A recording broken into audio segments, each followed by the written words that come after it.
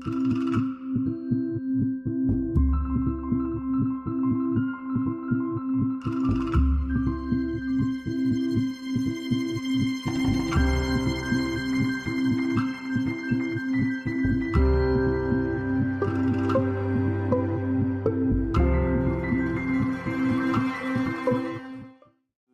con una battuta e mi ricollego a quello che ha detto poc'anzi la dottoressa Cerato quando ha raccontato del suo episodio con il suo professore a giurisprudenza, che non stento a crederlo, quando gli ha chiesto Ma lui perché... è più giovane, però è la stessa cosa. Però è la stessa cosa perché non è cambiato molto l'ambiente. Ecco, non è Questa è cambiato una molto triste l'ambiente. affermazione. E quando il suo professore le chiese ma a cosa ti servirà la psicologia? Allora, se leggete il titolo del mio intervento si potrebbe chiedersi un po' la stessa cosa, ma siamo a un convegno di psicologia forense, cosa c'entra la cyber security? In realtà qui ci sono due rappresentanti delle forze dell'ordine e anche della magistratura. Di più. Cioè, Anche di più. In pieno, di sono più. nascosti. E penso che potranno confermare che il numero di reati informatici e questioni ad essi correlate è in costante e continuo aumento. Per di più, con il presidente De Carlo è da qualche tempo che stiamo lavorando proprio stiamo riflettendo su come si evolveranno le nostre professioni e su come in qualche modo la professione forense, quella degli psicologi e quella degli informatici si andranno a intrecciare. Quindi quando mi è stato chiesto di parlare di innovazione delle professioni ho proprio pensato che forse il tema più interessante, più all'ordine del giorno sia la cyber security. In realtà vi sto parlando un po' di oggi ma soprattutto anche un po' di domani. Per cui diciamo il mio intervento non vuole dare una risposta ma porre soltanto molte domande a quali implicazioni potranno avere queste problematiche sulle nostre professioni. Allora, tollererete una fase introduttiva in cui cercherò di illustrare di cosa stiamo parlando e una fase finale in cui magari darò due riferimenti normativi perché purtroppo per deformazione professionale parliamo spesso di norme. E quello che in realtà mi interessa di più diciamo, lasciarvi è qualche suggestione su che cosa comporta tutto questo. Non so se va avanti. Sì, va avanti. Allora, non ho capito. Ah, ok. Allora, ecco, permetto che il dettaglio del mio intervento avrà un rigore molto meno scientifico di quello della professoressa Dal Corso, ma del resto è anche un po'... Per questa volta lo tollererete, ma perché è anche un po' più legato proprio al tema. Allora, parto da delle definizioni. Noi giuristi amiamo le definizioni, vogliamo sempre cercare di definire tutto. Queste sono le 3 definizioni di sicurezza informatica che diciamo, sono riuscito a reperire e che ho trovato più interessanti soprattutto per l'evoluzione nel tempo. Allora vedete che circa una decina di anni fa, quindi informaticamente parlando secoli fa, la Treccani sostanzialmente correlava un sistema di sicurezza informatica con un sistema di sicurezza che protegge la rete telematica di uno Stato da eventuali attacchi terroristici perpetrati per via informatica. Quindi qui il focus, il bene giuridico che si voleva andare a tutelare in qualche modo, era proprio la sicurezza dello Stato. E forse una definizione quasi retro, qui abbiamo una rappresentante della magistratura inquirente e il nostro codice penale, sapete che essendo nato in epoca fascista, nella parte speciale, quindi dove vengono elencati tutti i singoli reati, è diviso poi in varie sezioni, il libro secondo, e i primi reati che vengono trattati sono proprio quelli che riguardano la sicurezza dello Stato. Questo probabilmente in uno Stato moderno fa un po' stride perché tutti immaginiamo, quando pensiamo al diritto penale a un reato, il reato per antonomasia è l'omicidio. Quindi ci si aspetterebbe che i primi reati dovrebbero essere quelli contro la persona, invece sono quelli contro lo Stato. Quello che, quando ho studiato un po' le definizioni di sicurezza informatica, ho trovato questo parallelismo. Le prime definizioni di sicurezza informatica, ancora una volta, erano tutte incentrate sullo Stato. Poi si è passati a delle definizioni un po' più tecniche e anche abbastanza noiose, vedete quella centrale, e poi l'ultima, quella che ho trovato forse più attuale, è un insieme di tecnologie, programmi, processi e tecniche concepiti e messi in atto per proteggere dispositivi, dati e reti. Vedete che lo Stato qui esce di scena, quindi gli si dà quantomeno un qualche tipo di personalità. Questo per dirvi che probabilmente quando parliamo di sicurezza informatica non si capisce bene di cosa stiamo parlando, né mi chiedo se queste definizioni potranno mai cambiare. Anche se quando penso alla sicurezza informatica la definizione che ho trovato più simpatica è questa definizione come 30 anni di Spafford, che dice: l'unico sistema informatico sicuro è quello che viene spento, lanciato in un blocco di cemento e sigillato in una sala piombata con guardie armate, e anche allora ho i miei dubbi. Penso che sia abbastanza attuale tuttora. Faccio un'ulteriore puntualizzazione, che è questa. Una piccola parallelismo fra il mondo informatico cibernetico e il mondo cosiddetto analogico. Allora, un primo punto è una cosa che può sembrare assurda. Cioè, nel mondo reale, nel mondo analogico, un sistema di sicurezza può potenzialmente restare uguale nel tempo. Che cosa vuol dire? Se io voglio nascondere qualcosa in un posto, fisicamente, tutto sommato, il lucchetto è stato inventato non so nemmeno quanto tempo fa, e tutto sommato adesso una porta chiusa altro non è che quell'evoluzione. Adesso ci sarà una porta blindata, ma il concetto è sempre lo stesso. E quindi sostanzialmente, concettualmente, non possiamo dire che sia un sistema a rapida obsolescenza, perché è sempre rimasto quello nel corso dei secoli. Viceversa, un sistema di sicurezza nel mondo informatico diventa spesso obsoleto in 10 minuti. Ecco. E questa è una cosa che mi aveva fatto un po' riflettere. Senza contare che i sistemi di difesa cibernetici in realtà sono sempre dei sistemi che rincorrono, non sono mai dei sistemi che vanno avanti, perché nascono perché qualcuno è riuscito a bucare qualcosa che sembrava assolutamente impenetrabile. Mi soffermo ancora, mi darete 1 minuto e mezzo per un'ultima riflessione. Ho ancora un attimo di tempo? Sì. Perfetto. Sono buone.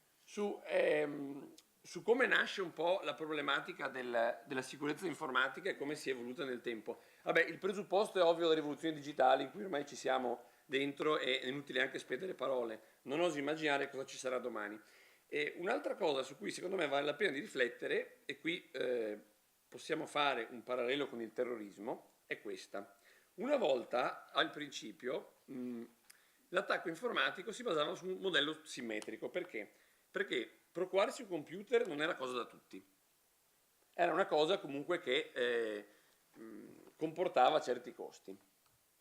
I sistemi di connessione, le reti erano quelli che erano, quindi tutto sommato il rapporto costi-benefici di condurre un attacco informatico forse non era così favorevole. E quindi tutto sommato non dico che si giocasse ad armi pari, ma quasi. Viceversa, adesso l'attacco informatico è molto più simile a un attentato terroristico. Un attentato terroristico, tutto sommato, si basa proprio sulla totale asimmetria informativa. Pensiamo al caso dei lupi solitari. I lupi solitari che stanno dentro casa, si preparano degli ordigni terribili con componenti che tutto sommato possono essere reperiti sul mercato da tutti, quindi che non destano alcun sospetto. Poi a un certo punto piazzano una bomba in un punto in cui, anche se ci sono 150 carabinieri, non necessariamente riusciremo a prevenirlo. Quindi si pone sostanzialmente in una situazione di totale vantaggio e rispetto a un numero di obiettivi potenzialmente sterminato. Forse l'unica grande differenza con l'attacco terroristico è che nell'attacco terroristico spesso chi lo compie poi lo vuole anche rivendicare. Viceversa, chi compie un attacco informatico generalmente non vuole farsi scoprire. Ma questo rende ancora più asimmetrico l'attacco, perché riuscirà a nascondersi molto più dell'attentatore. Quindi, per riassumere, adesso viviamo in un mondo in cui tutto sommato compiere un attacco informatico ha un rapporto costi-benefici diametralmente mutato rispetto al passato. Soprattutto perché ormai si riesce a compiere un attacco informatico da casa con un computer da 300 euro. No? Senza contare che tutte le informazioni che sono ormai storate dappertutto sono, rispetto a una volta, miliardi. Non saprei neanche quanto sono esponenzialmente aumentate rispetto banalmente anche solo a 10 anni fa. Quindi per questo dicevo prima che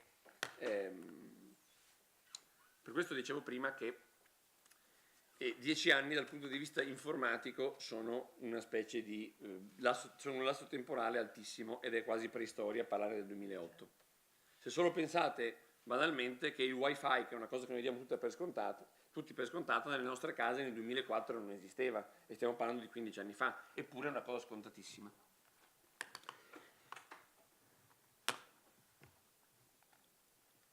Qual è, secondo me, ciò che, su cui dovremmo riflettere e che secondo me è di grandissimo interesse sia per la professione forense che per la professione dello psicologo? Quali sono le caratteristiche, le peculiarità di chi compie questo genere di reati?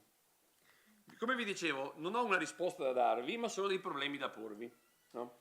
E vorrei farvi adesso vi farò una carrellata di esempi per farvi capire quanto è distante tutto questo dai paradigmi a cui siamo abituati. Qui vi ho fatto un elenco di 5 punti su cui vi invito a riflettere. Partiamo dal primo, il luogo dell'attaccante. Se io devo andare a rapinare una banca, mi ci dovrò fisicamente recare. Se io voglio rubare i dati della carta di credito della professoressa dal corso, posso farlo tranquillamente dal divano di casa mia. E pensare che tu mi paghi pure, quindi non avrei nemmeno Da bisogno. stasera l'avvocato riceverà una serie di telefonate su come rubare le carte di credito. Attenzione. No, qui ci sono troppi tanti nelle forze dell'ordine per dire questa cosa, però. No, ma ormai così. Il contesto è amicale, per cui fanno finta di non sentire. Secondo punto, l'ubiquità dei beni attaccabili. Se io voglio andare a rubare un quadro famoso, dovrò recarmi necessariamente al museo del Louvre. Invece i dati sono ovunque. Certo. I dati sono dappertutto. Certo che sì. Terzo punto. È impossibile che io compia 10 rapine contemporaneamente nello stesso momento, allo stesso ora dello stesso giorno. Viceversa, posso rubare da 10 banche dati diverse nello stesso momento. Quarto punto, il fattore tempo. Se vado a compiere una rapina, probabilmente, io non sono molto esperto, però immagino che, ma neanche poco, immagino che il fattore tempo, potranno confermarlo le forze dell'ordine, sia un fattore abbastanza fondamentale. Non potrò certamente asserragliarmi in una banca per 2 ore. Viceversa, se sferro un attacco informatico, potrei farlo durare 4-5 ore e nessuno se ne accorge. Quali implicazioni anche su questo dal punto di vista psicologico? Le vedremo fra poco. La vastità e l'impatto dell'attacco. Rubare un sacco di banconote può avere un certo impatto, rubare i dati di 1 milione di carte di credito è completamente diverso. Certo. Vi faccio riflettere quindi, e questo valga per tutti i professionisti coinvolti, sulla incredibile assenza di rischi, che quindi sono anche rischi emotivi, che chi compie questo genere di reati si trova a non avere rispetto a chi invece compie reati un po' più classici. Forse sono anche un po' più romantici i reati classici per certi versi. Questi sono anche un po' proprio più sofisticati, però. Per esempio, assenza di rischi apparenti. Perché? Se io vado a fare una rapina, potrò sempre uscire dalla banca e trovare i carabinieri che casualmente stanno passando di fronte. Potrà esserci una telecamera a circuito chiuso che, se sono stato poco accorto mentre rubavo il portafoglio a Laura dal corso, mi ha ripreso, oggi ti va davvero da Dio, mi ha ripreso e quindi sarò perfettamente identificabile. Potrei avere il mio palo che poi alla fine se la fa sotto e se la dà a gambe levate. Questi rischi in un attacco informatico evidentemente non ci sono. Secondo punto, assenza di rischi emotivi. Qui vi ho messo un esempio un po' forte, che non ha un grande taglio accademico, mi rendo conto, però penso che renda bene l'idea. Se vado a fare una rapina in banca con il passamontagna, evidentemente avrò un atteggiamento psicologico innanzitutto diverso da il criminale informatico che si trova sul divano con una birra e la musica chill out in sottofondo. Diciamo che immagino che la tensione sia leggermente diversa.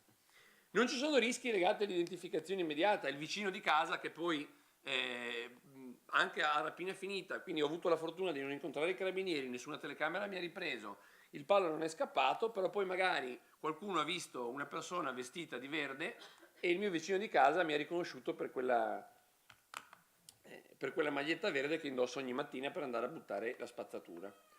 Ultimo, last but not least, scusa Laura, devo tornare nuovamente a te, ma se io voglio rubarti il portafoglio, qui io dovrò avere innanzitutto, in primo luogo, la volontà, e quindi l'atteggiamento psicologico di rubarti il portafoglio che sta qui sotto, e poi dovrò materialmente compiere qualcosa, quindi l'apprensione fisica Adesso stiamo attenti.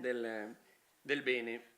E qui ho messo questa piccola battuta: un portafoglio non si ruba da solo, un dato si ruba da solo, invece, perché ci sono dei programmi, se avete mai sentito parlare di Keylogger, che possono essere installati su tutti i nostri computer e che consentono di registrare le battiture della tastiera. In questo modo posso rubare password, posso rubare dati di carte di credito, eccetera, eccetera. E tecnicamente io non sto facendo nulla, perché lo sta facendo tutto un programma che lo fa per me.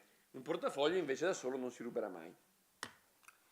Queste suggestioni che ho cercato di darvi probabilmente a un certo punto avranno una ricaduta. Il legislatore ha già previsto diversi reati informatici che almeno i colleghi penalisti mi dicono essere comunque in costante aumento. Immagino anche le forze dell'ordine potranno confermare questo. Dal lato degli psicologi questa probabilmente è una sfida, perché il mondo probabilmente andrà sempre più così, anche se in effetti era più romantico quello di una volta, probabilmente. Sì, forse sì. Sotto il profilo normativo, che cosa è stato fatto finora? Ci si muove su due versanti. C'è un profilo di reati, come vi dicevo, che sono stati introdotti, quindi comunque in questo momento nei procedimenti penali di questi reati si tratta. Sotto il profilo invece generale, qui le slide sono anche sovrabbondanti, infatti vado veloce, ma vi faccio giusto due focus. Le normative sono soprattutto molto meno, sono soprattutto di derivazione europea. Si è iniziato a parlare di sicurezza informatica all'inizio degli anni 2000, prima non era un tema di grande attualità. Comunque, per farvela breve, dopo 16 anni di documenti e comunicazioni, quindi atti comunque non del tutto vincolanti, si è arrivati finalmente a una direttiva, la direttiva sulle sicurezze delle reti informatiche, la direttiva 1140 del 2016, che è una direttiva che in questo momento si rivolge essenzialmente a due categorie di persone, di soggetti, che sono gli operatori di servizi essenziali, ad esempio ospedali, infrastrutture strategiche, energia, banche e società finanziarie, e ovviamente ai fornitori di servizi digitali, quindi banalmente a chi si tiene tutti i dati che quotidianamente forniamo nel web. E quindi comunque vedete che per il momento queste sono direttive che si applicano a soggetti che sostanzialmente hanno a che fare con dati sensibili o comunque con infrastrutture strategiche. Non è qualcosa che riguarda direttamente le persone. Questa direttiva è stata poi recepita in Italia l'anno scorso con il decreto legislativo 65/2018, quindi ha avuto un'attuazione e sostanzialmente comunque adesso vedremo che applicazione ne verrà fatta, ma si è limitata a seguire sulla falsariga quello che ha previsto la direttiva NIS.